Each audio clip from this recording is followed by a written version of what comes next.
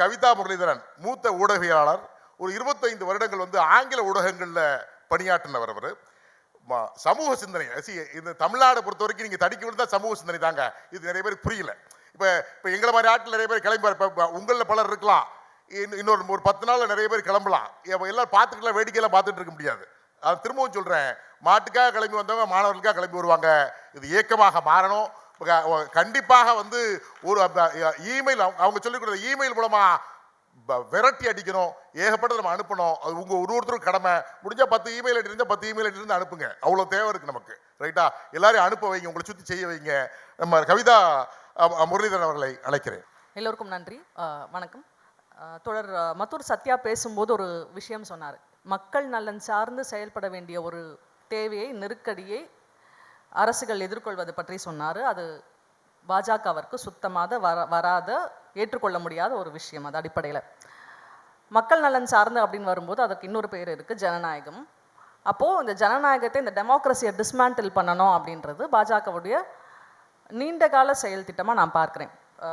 தோழர்கள் சொன்ன மாதிரி யூஜிசியில் இருக்கக்கூடிய இந்த புதிய திருத்தங்கள் இருக்கக்கூடிய பிரச்சனைகளை எல்லாருமே பேசுவாங்க. நான் இதை தாண்டி ஏன் பாஜக, ஆர்எஸ்எஸ் இதை செயல்படுத்துகிறது அப்படின்னு பேசணும்னு நான் நினச்சேன். அப்போது பாஜக விரும்பக்கூடிய அல்லது ஆர்எஸ்எஸ் விரும்பக்கூடிய ஒரு இந்து தேசியவாதத்தை இந்த தேசத்தில் அமல்படுத்த வேண்டும் என்றால் அதற்கு 2 விஷயங்கள் அவர்களுக்கு வந்து தடையாக இருக்கிறது. ரொம்ப பேசிக்காக 2 விஷயங்கள் தடையாக இருக்கிறது. ஒன்று கடந்த காலம், இன்னொன்று எதிர்காலம். கடந்த காலத்தில் வரலாறுகளை, அதனால தான் பிஜேபி கன்சிஸ்டண்ட்டாக தொடர்ச்சியாக வரலாறோடு ஹிஸ்ட்ரியை டேம்பர் பண்ணுற ஒரு வேலையை வந்து பார்த்துட்ருக்காங்க அப்படின்றது நமக்கு தெரியும். நீங்கள் புதிய பாராளுமன்றத்தில், நாடாளுமன்றத்தை போய் பார்த்தா அதில் இருக்கக்கூடிய குறியீடுகள் இருக்குல்ல, சாணக்கியரை கொண்டு போய் புதிய நாடாளுமன்றத்தில் வச்சுருக்காங்க. அவருடைய இமேஜை கொண்டு போய் வச்சுருக்காங்க. ஸோ இந்த மாதிரி பாஜகவுடைய செயல் திட்டம் அப்படின்றது ஒன்று வரலாற்றை டேம்பர் பண்ண வேண்டியது, வரலாற்றை புனைவாக மாற்ற வேண்டியது. இன்னொன்று அவர்களுக்கு இடையூறாக இருக்கக்கூடிய எதிர்காலத்தை டார்கெட் பண்ண வேண்டியது. அதில் தான் அவங்க கல்வியை டார்கெட் பண்ணுறாங்க. தோழர் சொன்னார், பேசும்போது சத்யா சொன்னார், எப்படி கல்வி அப்படின்றது வந்து இன்றைக்கு இருக்கக்கூடிய பல மாநிலங்களில், ராஜஸ்தானில் வந்து 2016 அறிமுகப்படுத்துகிறாங்க. ஜாதியை நியாயப்படுத்தி, ஜாதி ரீதியான பிரச்சனைகளை நியாயப்படுத்தி வரக்கூடிய கட்டுரைகள் எல்லாம் பாடத்திட்டத்தில் ஏற்கனவே ராஜஸ்தானில் வந்து அமல்படுத்தியிருக்காங்கன்னு சொன்னார்.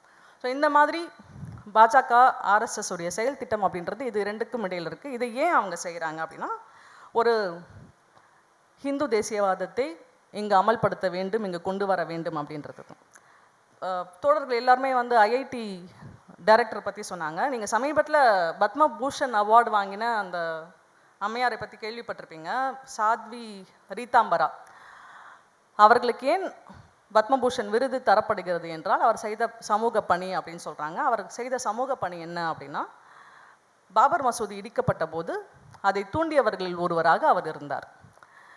இஸ்லாமியர்களுக்கு எதிராக பல வன்முறை நிறைந்த உரைகளை ஆற்றி இஸ்லாமியர்களுக்கு எதிராக மக்களை தூண்டியக்கூடிய ஒரு பணியை அவர் செய்தார். அதற்கான விருதாகத்தான் இன்றைக்கு அவருக்கு பத்மபூஷன் வழங்கப்படுகிறது. நாளைக்கு இந்த யூஜிசி திருத்தங்கள் வந்தால் நிச்சயமாக அவர் போன்ற ஒருவர் ஏதாவது ஒரு பல்கலைக்கழகத்தில் துணைவேந்தராக அமர்த்தப்படுவார். இதுதான் வந்து அல்டிமேட்லி அவங்களோட அஜெண்டா. இந்த மாதிரியான ஒரு அஜெண்டாவை புகுத்தி கல்வியை ரொம்ப முக்கியமான விஷயம். இதோட தலைப்பு, இந்த அரங்கத்துடைய தலைப்பு வந்து கல்வி உரிமை மாநாடு அப்படின்றது எவ்வளவு கட்டாயமாக இதில் நிறைய சிக்கல் இருக்குது.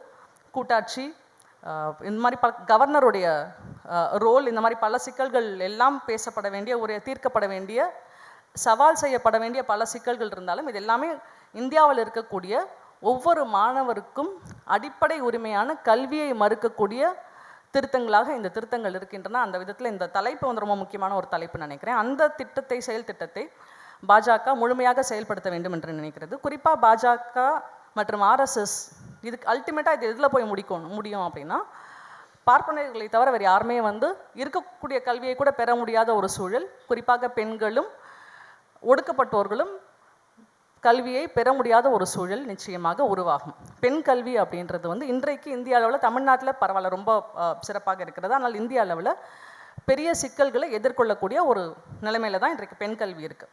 சமீபத்தில் கூட ஆர்எஸ்எஸ் உடைய தலைவர் பேசியிருக்கிறார், 3 குழந்தைகளை பெற்றுக்கொள்ள வேண்டும் அப்படின்னு பேசியிருக்கிறார். இது அவருடைய புதிய கருத்து கிடையாது. தொடர்ச்சியாக பெண்களுக்கு எதிராக, பெண்கள் வெளியில் வந்து வேலை பார்ப்பதற்கு எதிராக, கல்வி பயில்வதற்கு எதிரான பல கருத்துக்களை ஆர்எஸ்எஸ் கொண்டிருக்கிறது அப்படின்றது நம்ம எல்லாருக்குமே தெரியுமா. எப்படி வந்து நீங்கள் 2014 இந்த பாஜக வந்து ஆட்சி அமைக்கும் பொழுது ஆர்எஸ்எஸ் தலைவர்கள் பேசிய உரைகளெல்லாம் நம்ம எடுத்து பார்த்தோன்னா எந்த அளவுக்கு அவர்களுக்கு இந்த மிசோஜனின்னு சொல்லுவாங்கள்ல, பெண் வெறுப்பு இருக்கிறது அப்படின்றது வந்து நமக்கு தெரியும். பெண்கள் வந்து ஆண்கள் வந்து 4 பேரை கல்யாணம் பண்ணிக்கலாம், இஸ்லாமியர்கள் மாதிரி நாமளும் செய்யணும் அப்படின்லாம் அவர் பேசியிருக்கார். அதே மாதிரி பெண்கள்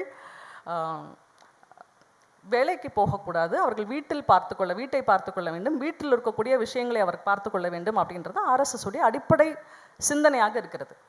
இந்த சிந்தனையை கொண்டிருக்கக்கூடிய ஒரு அமைப்பு அப்படின்றது பெண் கல்விக்காக என்ன விதமான முயற்சியை எடுத்து விட முடியும்னு எனக்கு தெரியல. அப்போ நிச்சயமாக இந்த மாதிரியான செயல் திட்டங்கள் வரும்பொழுது, இந்த மாதிரியான யூஜிசி மாதிரியான திருத்தங்கள் உள்ளே வரும்பொழுது அல்டிமேட்டாக அது ஒடுக்கப்பட்டவர்கள் மற்றும் பெண்களுடைய கல்வியை பாதிக்கக்கூடிய ஒரு சூழல் உருவாகும். அது வெகு நிச்சயமாக நம்முடைய சமூகத்தை பின்னோக்கி இழுத்து செல்லும். இன்னொரு முக்கியமான விஷயம், ஒன்று காவிமயமாதல், ஒட்டுமொத்த கல்வியையும் காவிமயமாக்க வேண்டும். இன்னொன்று தனியார் மயமாக்க வேண்டும். இன்னொன்று சர்வாதிகாரத்தை நோக்கி இட்டு செல்ல வேண்டும். இதுதான் பாஜகவுடைய அல்லது ஆர்எஸ்எஸ் உடைய செயல் திட்டமாக இருக்கிறது. இதில் காவிமயமாதல் அப்படின்றது ஏற்கனவே பல இடங்களில் வந்து அவங்க முயற்சி செய்து கொண்டிருக்கிறார்கள். நிறைய இடங்களில், நிறைய பாடத்திட்டங்களில் இந்த மாதிரியான விஷயங்களை கொண்டு வந்திருக்காங்க. இன்றைக்கி தமிழ்நாட்டில் சாவர்கர் பற்றி ஒரு புத்தகம் வெளியிடக்கூடிய நிலைமை இன்றைக்கு இருக்குது. அந்த புத்தகம் நாளைக்கு பாடத்திட்டத்தில் இடம்பெறும் சூழல், இந்த மாதிரியான திருத்தங்கள் அனுமதிக்கப்பட்டால் அந்த மாதிரியான புத்தகங்கள் இடம்பெறக்கூடிய ஒரு சூழலை நாமே உருவாக்கி தந்தது போல் ஆகிவிடும். அதில் தோழர்கள் பலரும் சுட்டி காட்டியது போல தமிழ்நாடு நிச்சயமாக இதற்கு எதிராக குரல் கொடுத்த முதல் மாநிலமாக இருக்கிறது அப்படின்றது ரொம்ப முக்கியமான ஒரு விஷயமாக நான் பார்க்குறேன். சத்யா சொன்னதோடு நானும் என்னுடைய நன்றியை இந்த அரசுக்கு தெரிவித்துக் கொள்ள வேண்டும் என்று நினைக்கிறேன். ரொம்ப அப்போது இந்த குரல் தமிழ்நாடை பொறுத்தவரை இந்த மாதிரியான திணிப்புகளை இன்று நேற்று அல்ல, பெண் கல்விக்கான குரலை இன்று நேற்று அல்ல, 100 ஆண்டுகளுக்கு மேலாக இந்த குரல் தமிழ்நாட்டிலிருந்து ஒலித்து கொண்டு தான் இருக்கிறது. இனிமேலும் ஒலிக்கத்தான் செய்யும். நான் இதை சொல்லிட்டு இந்த விஷயத்தை பேசி முடிச்சிடணும்னு நினைக்கிறேன். இந்த மேடை இதற்கு ஒரு உதாரணம். இந்த மேடையில் திருஞானம் பேசும்போது சொன்னார், எப்படி பல தரப்பு அரசியல் கட்சிகள் பல தரப்பினரை ரெப்ரசன்ட் செய்யக்கூடிய ஒரு மேடையாக இது இருக்கிறது அப்படின்னு. தமிழ்நாட்டில் எந்த ஒரு திணிப்பு முயற்சிக்கும் எதிராகவும் தமிழ்நாடு ஒன்றாக நிற்கும், எதிர்த்து போராடும் அப்படின்றதுக்கு இந்த மேடை ஒரு மிகப்பெரிய சாட்சி அப்படின்னு நான் நினைக்கிறேன். யூஜிசி திருத்தங்களையும் இது மாதிரி நாம் எதிர்கொள்வோம், வெல்லும் வரை விடமாட்டோம் அப்படின்னு அரசு சொல்லியிருக்காங்க. அதற்கும் சேர்த்து நன்றி சொல்லி விடைபெறுகிறேன். நன்றி.